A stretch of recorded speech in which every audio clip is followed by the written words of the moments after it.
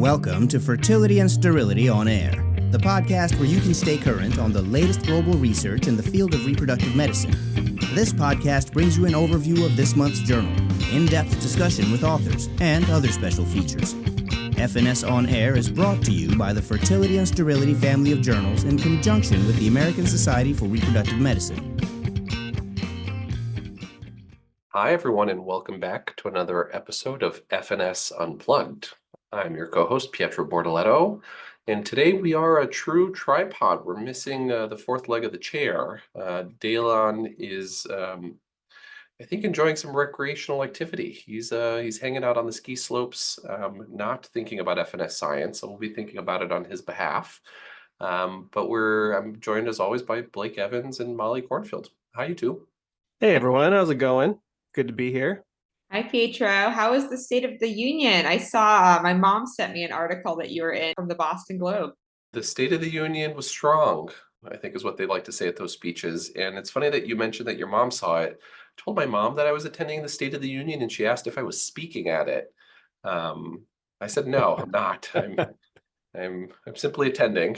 Usually it's just the president who speaks. Just the president of the United States. Yeah, not that guy. But the State of the Union was a really cool experience.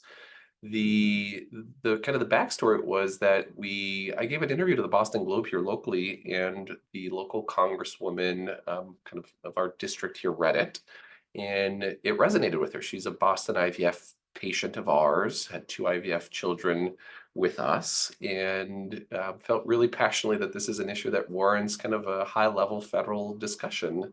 And the way these folks raise awareness about issues is that each member of Congress gets a guest that they can bring to the State of the Union. And they spend the whole day kind of walking around, giving interviews with that person and being asked, who's your guest and why are they here? I was the arm candy. I was the guest. And I was there because IVF post-Alabama is kind of like it's a scary time to be in our field. There's so much stuff that's happening that it's crazy that we have to have these conversations and talk about why it's worth protecting. But really what I did throughout the day was remind people that IVF is a winning issue. People are pretty pro-family building, regardless of your political affiliation or what zip code you live in. So there tends to be pretty broad support for IVF itself. And I'll tell you, as I went throughout my day giving interviews, meeting other members of Congress, a lot of them shared personal stories that I won't repeat here, but both Republicans, Democrats, you name it, they told me about their kids that were IVF conceived, their grandkids who were IVF conceived, their partner who had a vasectomy who needed IVF afterwards. So much of it came to light, and it was heartwarming to know that people care about it and have personal experience with it. But my plea to them was talk about it, put your money where your mouth is, and actually support these bills and pass some federal IVF protection in addition to broader reproductive rights access on a federal level, so that we don't have to have this discussion about IVF. We don't have to have this discussion about abortion care. So I was really honored to be there. I was not the only person in our field there. There were other OBGYNs there. There were other reproductive endocrinologists there. Folks from the ASRM Center for Policy and Leadership and Resolve were there. This was an issue that I think a lot of people were thinking about and really wanting to spend time and energy talking about. It was really cool.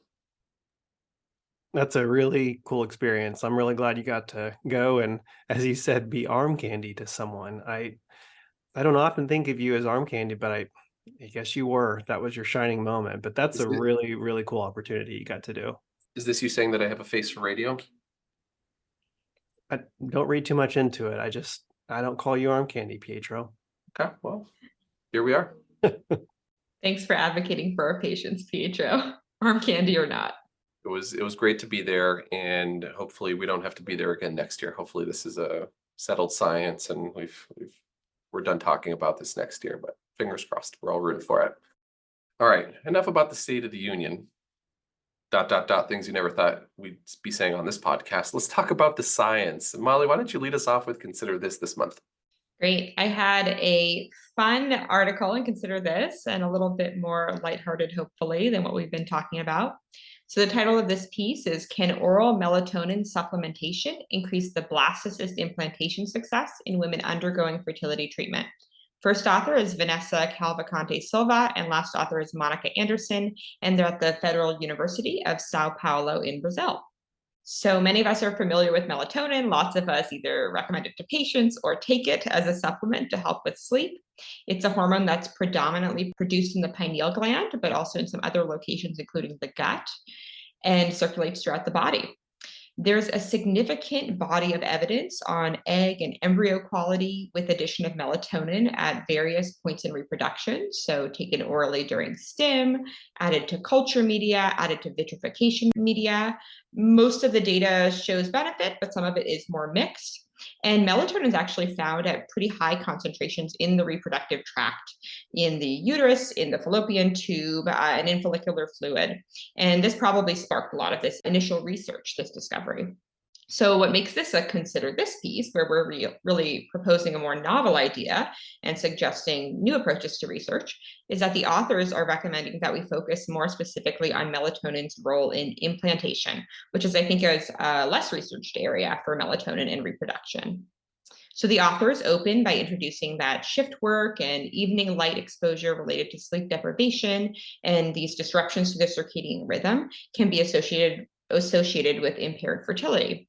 And they cite some mouse and rat studies that suggest that sleep deprivation can slow morula arriving to the uterus and also alter progesterone concentrations.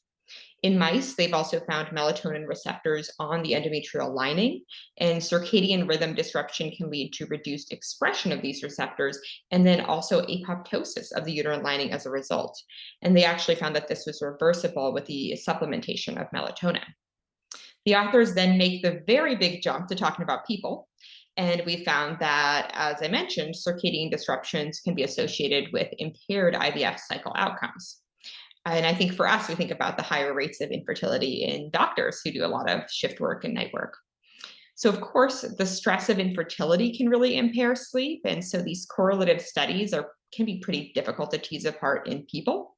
But we do need to make some sort of leap between this really robust evidence in mice and rats to the much trickier, more convoluted study of humans and reproduction. The authors recommend that researchers shift their focus from melatonin's kind of like impact on ART during stimulation, during vitrification, and shift to the embryo transfer and melatonin in that period around implantation and the maintenance of early pregnancy. They also do cite a study on myo-inositol and melatonin that's been taken peri-transfer, and that it did improve pregnancy outcomes in humans.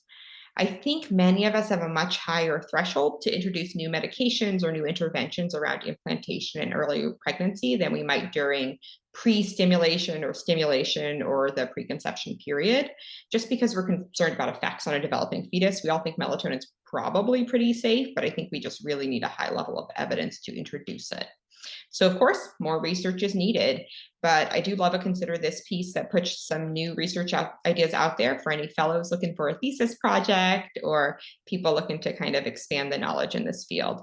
So what do you guys think? Where are we at on melatonin? Where should we be focusing our research? Do you think melatonin's kind of done? We've overdone this research here, or are you at the point of like prescribing it to everyone or recommending it to everyone in your practice? Are we skeptics or not? You know, while you were talking, Molly, I Googled melatonin, which any respectable scientist and consumer of knowledge does. Right. And there was this paper that I found that looked at variations of melatonin throughout the menstrual cycle. And in your mind's eye, if you close your eyes and think about what LH does, you know, low, low, low, shoots up high, and then low, low, low. Melatonin looks like it does the exact opposite, where it's pretty high in the early follicular phase. It drops very low around the time of the LH surge and then kind of shoots back up again. And it's interesting that there's this like relationship to the menstrual cycle. So like that to me is good biologic evidence that there's probably something going on in its importance in reproduction. But the exactly what it's doing, I as you were talking, I was like, oh my gosh, this sounds like CoQ10. This sounds like DHEA. Yeah. It's like, oh, we think it does this in the ovary, this in the uterus, this. Does it really do all of these things? And does it do it in a meaningful way where an oral supplement's going to make a big difference? Yeah, and what a lot of people don't know about melatonin is that it's an antioxidant. It's actually a pretty potent antioxidant, and its metabolites continue to function as antioxidants as well. And so all of this data, is it that there's these melatonin receptors, or is it just the antioxidant effect? And a lot of the older studies on impact of melatonin during stimulation and vitrification embryo culture, a lot of these were done at 20% oxygen. So there's going to be more reactive oxygen species bouncing around. And most IVF centers in the US are using culture conditions of 5% oxygen. So it may not be as relevant there, but then maybe that opens up a door for research around implantation. Your point about the menstrual cycle, I didn't know, Pietro. Thank you for finding that on Dr. Google. And it makes me concerned about us just saying to a patient, not that we would say this, but the patients that are on continuous melatonin supplementation, is that actually going to disrupt things? Because that's using like a hammer for a single nail, when actually there should be maybe a more nuanced approach to how you're taking melatonin and when you're taking melatonin. None of what we do is benign. And I feel like part of the conversation I have with patients with regard to supplements is just like, listen, you look on 8 or 9 of them, individually, they're probably not bad, but they all have a small knowable risk and probably a larger unknowable risk. I have no idea what the cumulative effect of these things is. You could really be introducing some real iatrogenic harm here, despite these being natural, over the counter, not independently scary in isolation. So I lump melatonin into that category with me, where it's like, until there's some level 1 data that it's going to move the needle for patients, I just don't know that I'm ready to bring it into my practice and start actively recommending it. Yeah, well said. I think I mean I agree with you all entirely. I think that I'm going to do just what the category of this paper does, and I'm going to consider this, and that's about where I'll leave it. I think there could be something there, and I agree. I think this very seemingly harmless medication, just over the counter melatonin, probably wouldn't harm anything, but like you said, I mean, if what if it's affecting implantation? If you take it all the time, I mean, you're going to be real tired too. No one wants that. Just sleepy patients. But I think there's something there. We'll consider this. That's what the article's doing, and we'll go from there. Hopefully, some more comes of this in the future. Well said. Consider it considered. Mm-hmm. Hey, let's move away from melatonin and talk about whole genome screening. Talk about a hard pivot there. Natural segue. A natural segue, as one does. This is a cool paper. It's entitled "The First Clinical Validation of Whole Genome Screening on Standard Trophectoderm Biopsies of Pre-implantation Embryos." It's a word to the wise. I tend to really hate claims of primacy. This is the first, or this, to our knowledge, this is the first. And I know lots of reviewers and editors also don't like that language, but I think this one's actually truly the first and is pretty cool and worth pointing out. This is a paper by first author Yuntao Xia and senior author, and full disclosure, acquaintance, Noor Siddiqui, out of a company named Orchid Health, which is a pre-implantation genetic testing company. So full disclosures there. This is a commercially available test that we have no affiliation and we're not endorsing, but simply talking about published peer-reviewed science.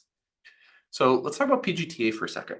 The most recent SART numbers suggest that probably 40 to 45% of cycles happening in the United States are including PGTA. I'll tell you locally in my practice in Boston that we're right around that number. We're 40 to 45% in a mandated state. Molly, what does it look like in your state? Blake, what does it look like in your state? Is that kind of your case mix? We're quite a bit lower than that. I mean, keep in mind we're non-mandated, but I would say maybe 20, 25% PGT. We don't do a whole lot. I would say, I don't know the actual numbers. It feels like about 50-50, 75-25. And it really depends on the patient demographics, how we counsel them about PGT. There's a lot of PGT being done out there no matter where you are. And I think the march towards universal PGTA feels like it's coming, as long as the technology continues to prove its effectiveness and safety and becomes more cost effective. But PGTA in its current form can really only assess the ploidy status of embryos or screen for specific Mendelian variants, which the parents are known to be carriers for. But there's a host of other stuff that traditional PGT can't do. For example, it can't look for copy number variants of small things like DeGeorge syndrome. It's not routinely screened in PGTA because the deletion sizes falls below the threshold for sensitivity for NGS platforms. Can screen for things like uniparental disomy, where members of a chromosome pair are inherited from one parent and the other parent's chromosome pair is missing. Our Prader-Willi, our Engelmann syndrome. These, again, are not tested on regular PGTA because of just low-pass NGS data. And then this paper is really cool in that it talks about this new concept of PGTA that involves whole genome screening of embryos.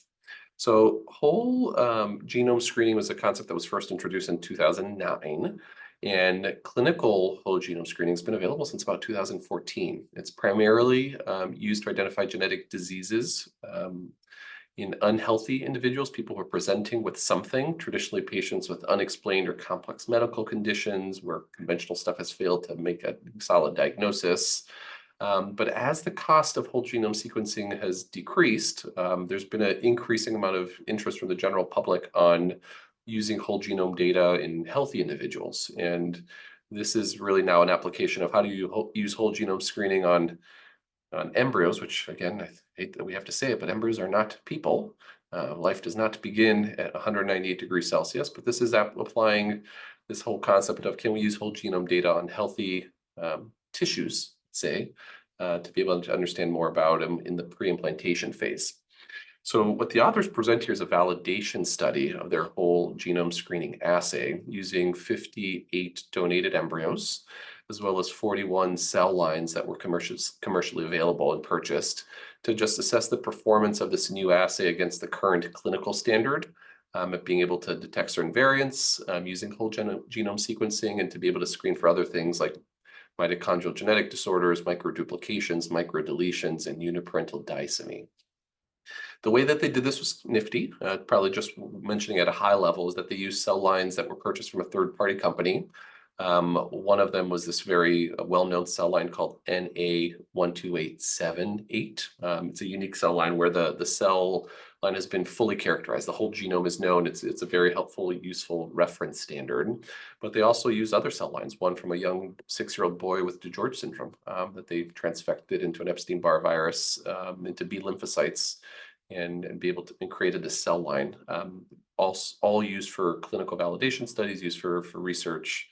And then ultimately, they also use real-world embryos that have been donated to research by a couple of fertility clinics that they partner with. And those embryos, once they were donated, they were thawed, and they underwent 3 separate biopsies. They took 2 biopsies from each embryo, and then the third sample was the rest of the whole embryo. So they sampled trophectoderm and the actual inner cell mass. And they used the whole embryo as the reference compared to each of the biopsies to the corresponding embryo.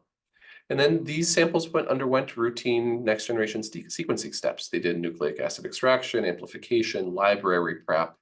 And really where things kind of changed here is that the sequencing runs were performed on a mini-seq platform. And they did the low-pass aneuploidy screening, and then they also did the 30x whole genome sequencing screening, which the company reports provides them about 100 times more information about 99% of the genome rather than kind of isolated areas of the genome that we traditionally use.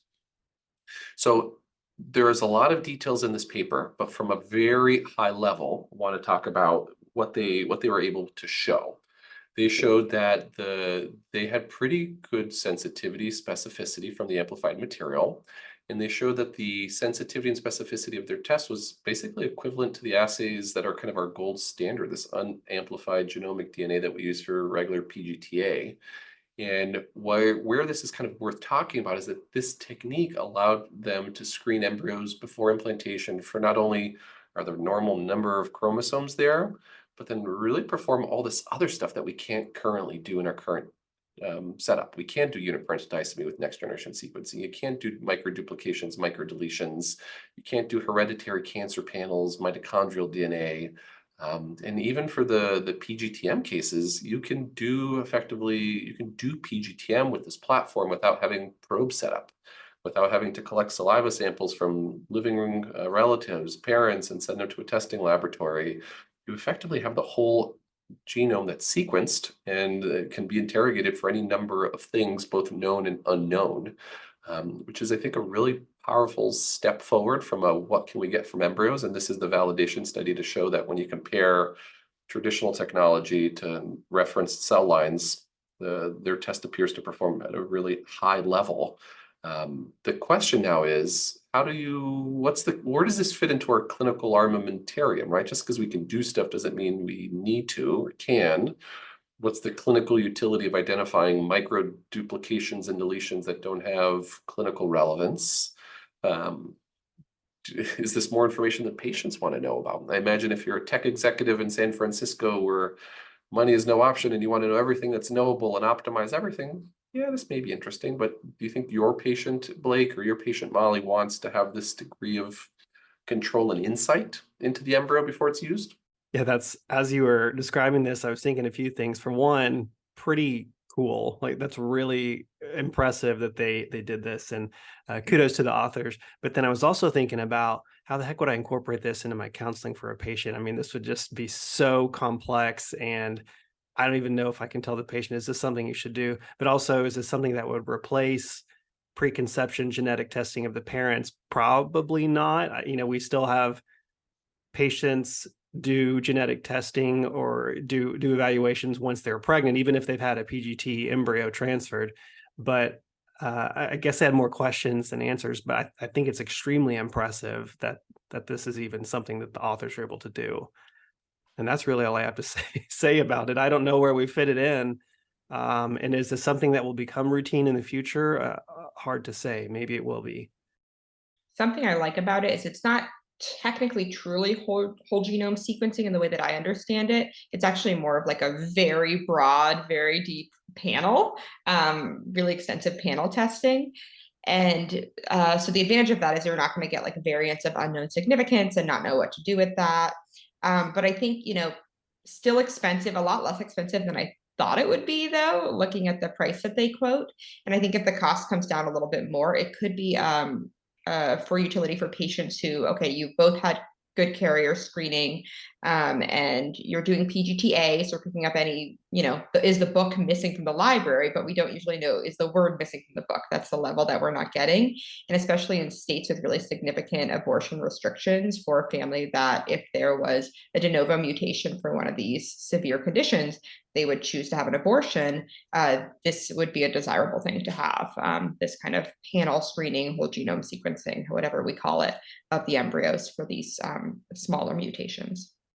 I intellectually really like the idea of moving science further. I think when our field expands from new knowledge that we're creating new tech, that it generally is a good thing. But I think the next crucial step is when and where does this fit in?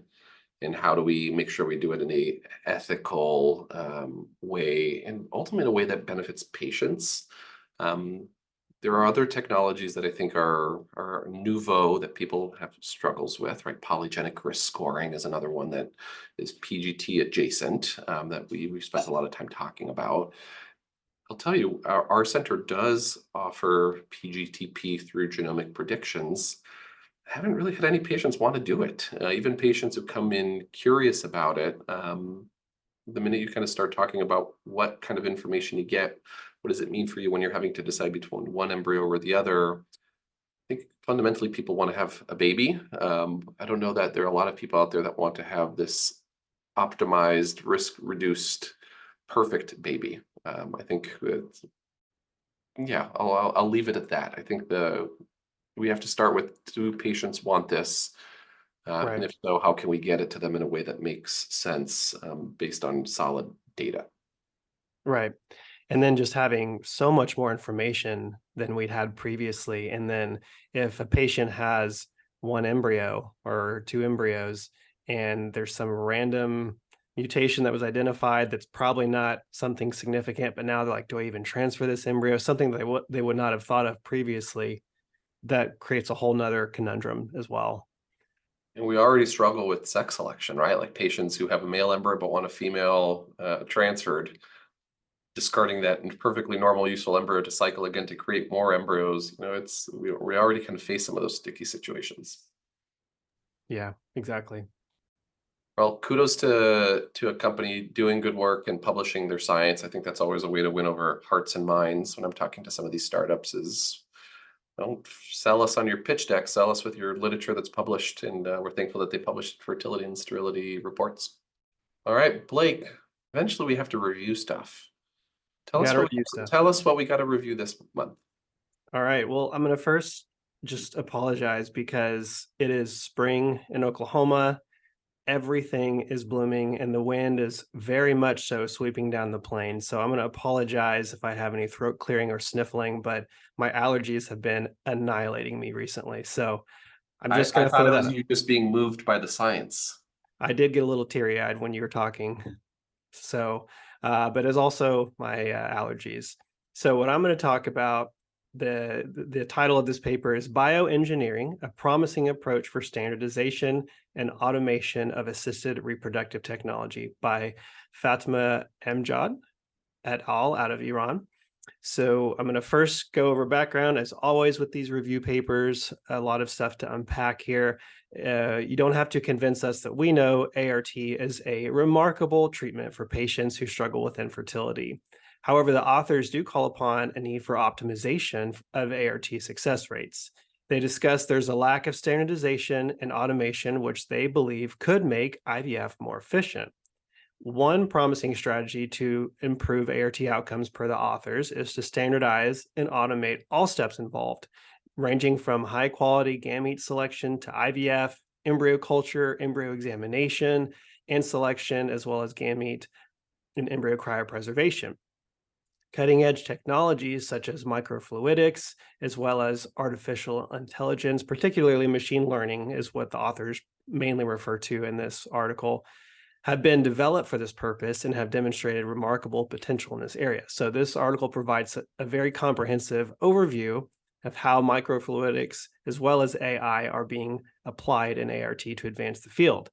So it's always a challenge for me to condense a review article into a succinct review here or summarization, but I'm going to try and do so and make it very summarized. And as I always say, I encourage you to go back and look at the article for a lot of the further in-between details. So they first discuss microfluidics and ART standardization and automation. So there's an example that the authors discussed that's really interesting. There's a microfluidic chip, previous work that was cited, where they have a device that literally integrates almost every step of IVF in a chip. It's pretty interesting. So they have a chip in which they have oocytes position, they have sperm screening, fertilization occurs in this chip, they have medium replacement that occurs in there, and then embryo culture. And this can potentially cut down on a lot of work our embryologists need to do, but also it brings up a lot of questions as well, such as, will it even work? And is it reproducible? And is this something that can actually reduce cost by making this soundingly very expensive device? So they first talk about the fertilization process. They discuss that in this chip, this enhances the sperm and oocyte interaction. So it directs the sperm towards the oocyte. It has almost like a fluid direction in the chip. And this also, they claim, reduces the incidence of polyspermy that can be experienced with conventional insemination. So a critique that I have of this is, well, it can't be used when planning ICSI, of course. And we all know that ICSI is admittedly overutilized in non-male factor infertility. But a lot of us use ICSI. Some clinics only do ICSI. So the authors say to address the ICSI issue, and a patient who has, for example, low concentration, they have this very interestingly sounding mechanism where they have a dielectrophoresis integrated platform, and that guides sperm towards the oocyte chamber. I see both of you have pretty hilarious reactions on your face, but it sounds very interesting. But of course, brings a lot of questions to mind. Well, how is this going to circumvent ICSI? How is this going to circumvent fertilization failure? But the authors discuss that this is definitely something to be considered. So it should go without being said that these approaches definitely need further refinement. They need validation, and is it reproducible? Then they talk about embryo culture process. And if you didn't think things already got interesting, things get a little bit more interesting here. So to mimic the peristaltic muscle contractions of the fallopian tubes, Kim et al. And Huang et al. Discussed their development of a device in which they have partially restricted channels, as well as a digital system that uses what's called electrowetting on a dielectric system to provide a dynamic environment. Yes, electrowetting. So evidently their findings revealed that the rate of embryo cleavage and blastulation compared to a static droplet culture in IVF is significantly improved. And that's a whole nother topic. We could really pick apart that statement in that article in and of itself. But again, I'm just kind of providing the summary of what the authors have in this paper. And so what was particularly fascinating to me is there is another citation by Hio et al., and they developed a computerized microfluidic device designed for its convenient, non-invasive, automatic, and a real-time assessment of embryo metabolism. We all know embryos utilize oxygen, glucose, pyruvate, lactate when developing, when you look at cleavage stage versus blast stage. And it literally is monitoring that. And this device actually will adjust enzymatic levels for the developing embryo, and it mixes these substrates for the embryo as it develops. Pretty impressive, right? However, contrary to the intention of creating said devices to help make things easier, the authors discuss that these approaches are currently very labor intensive, and they need to be more user-friendly before streamlined, and they also lack standardization. That should come as no surprise as well. Briefly, and lastly, I'm going to touch on AI, how they talk about how this can help with ART standardization and automation. And some of these things we actually already do. But for male infertility, a lot of labs already use AI, or they have a machine in which you don't have the andrologist with a little clicker device and looking at the high power field on the microscope and calculating the semen analysis parameters. But they discuss this. They also discuss certain techniques show improved accuracy in predicting success rates of testicular sperm extraction in patients with non-obstructive azoospermia. Before I move on, do you all use any AI machines in your labs? Time lapse, the semen analysis machine I discussed. Do you guys utilize those? We don't, that I'm aware of. It's all the andrologists with the clicker. Pietro, what about you all? At Cornell, where I did fellowship, we were pretty all in on time-lapse imaging and the use of artificial intelligence for embryo selection, but not currently where I work. Okay, got it.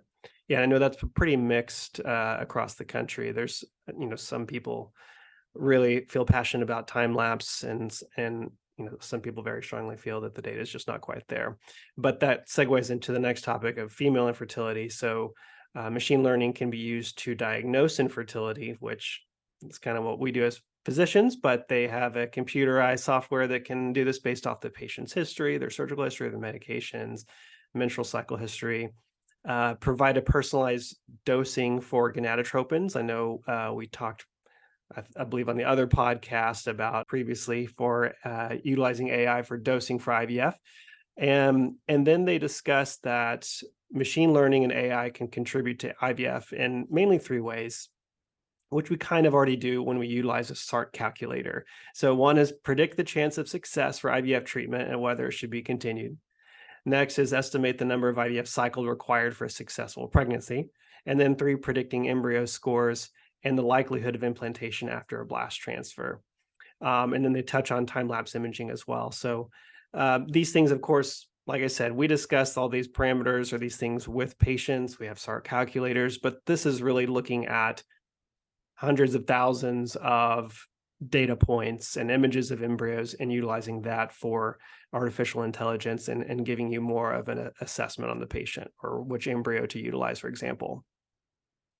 So in conclusion, the authors discuss that microfluidics aim to fully automate and miniaturize all steps of IVF into a highly efficient and integrated device.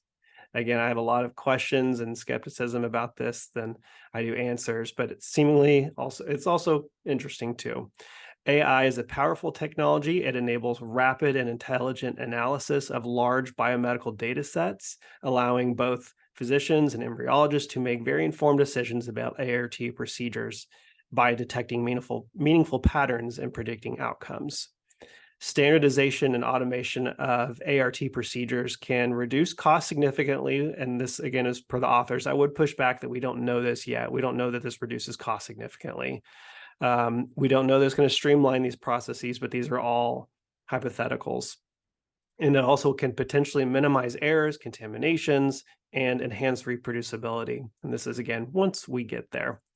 So all of these things that we've discussed sound really cool in a sense, very futuristic. Maybe one day we'll look back on this podcast and have a good laugh at how naive that we sound. However, of course, at this point in time, there's a lot more work that needs to be taken on. It's to validate all of these methods before we standardize them across clinics in the country. So what do you guys, I know you have thoughts about this. I see a lot of eyebrows being raised and chuckling with your microphones muted. So what are your thoughts? So I feel like I can get on board with the clinical pieces of it, the things that could help guide patient counseling. I already used the IVF calculator. Something's always missing in that. Sometimes I do the calculator, I'm like, oh, I feel like it's a little high, or I feel like it's a little bit lower for you. And so they're not perfect, but we can always strive for perfection. I just honestly don't totally understand the microfluidics piece that well. I think I would benefit from like a YouTube session, watching some videos on that. But I bet in 20 years, I'll just be sitting in my office, like managing all my microfluidics chambers or something. So as you said, it's good to be introduced to what the future might look like. Microfluidics fundamentally is just fluid moving through really small channels. And the hard part here was how do you print stuff at such a small scale? And the technology caught up and people were able to do that. Once they figured out how to print stuff at really small scale, then the applications kind of became bottomless, right? And probably the most common application of microfluidics in the ART lab is microfluidic sperm selection, Zyma, for example. That's effectively where sperm are exposed to a small channel, and there's fluid culture media that allows sperm to find their way through an obstacle course. But there are a host of companies that are working on, and they're pretty near the translational part where you're going to start to see it in clinical practice, like the IVF lab in a box concept that relies entirely on microfluidics to get eggs dropped off in one spot, get eggs denuded by going through a chamber and rolling them around and getting those cumulus cells off, and then getting cells in position with the polar bodies positioned perfectly for ICSI injection, and then having single step media culture these embryos, and then eventually expose them to cryoprotectant. All of this can be done imagining the concept like a lazy river, right? You start at one end and you end up on the other side in a very different state. In Blake's state, it would probably be pretty sunburned, but for the average person, very much so, more than different. But I'm pretty bullish on automation, microfluidics, and tissue engineering in the ART lab. I think for a field that's only 40-something years old, right? We're so early compared to oncology, cardiology, plastics, you name it. They've been around for such a long time, and I'm all for innovation for innovation's sake in our field at this stage. But really with the goal in mind that this actually moves the needle and makes things better for practices, for labs, for patients, and is done in a really thoughtful way. So it's cool to see this stuff laid out like this in the review article, just so people have a sense for what's coming, what's possible. Yeah, absolutely. I think it makes complete sense you want to minimize the amount of manipulation that you're doing to these eggs and embryos, and it would be nice to just put it in one little chip and just walk away, and then you have these perfect embryos that you use eventually. But as you mentioned, our field is so young. We've gotten to where we are now, and so things to change that drastically, we're going to have a lot of data before we move forward. But Molly, sorry, I cut you off. What were you going to say? Just that the lazy river analogy really put it together for me. Thank you. Maybe you could make the YouTube video, PHO, for people on this. Yeah, where I shine is analogies that a 5-year-old can understand. And my 5-year-old loves the lazy river. So I thought that'd be a good one for Blake. Oh, I thought you were going to say for your child, but no. Now I see where this is going, and I'm kind of hurt. Thank you. Yeah, well, I guess it's an unintended consequence of the podcast. Well, Daylon, I hope you've enjoyed your afternoon of skiing. I know us and the listeners have all missed hearing about the great science coming out in F&S Science this month. But rest assured, he'll be back with us next month. And we'll be talking about the family of journals and the great science coming out from all of them. Until next time, goodbye. This concludes our episode of Fertility and Sterility on Air, brought to you by Fertility and Sterility in conjunction with the American Society for Reproductive Medicine.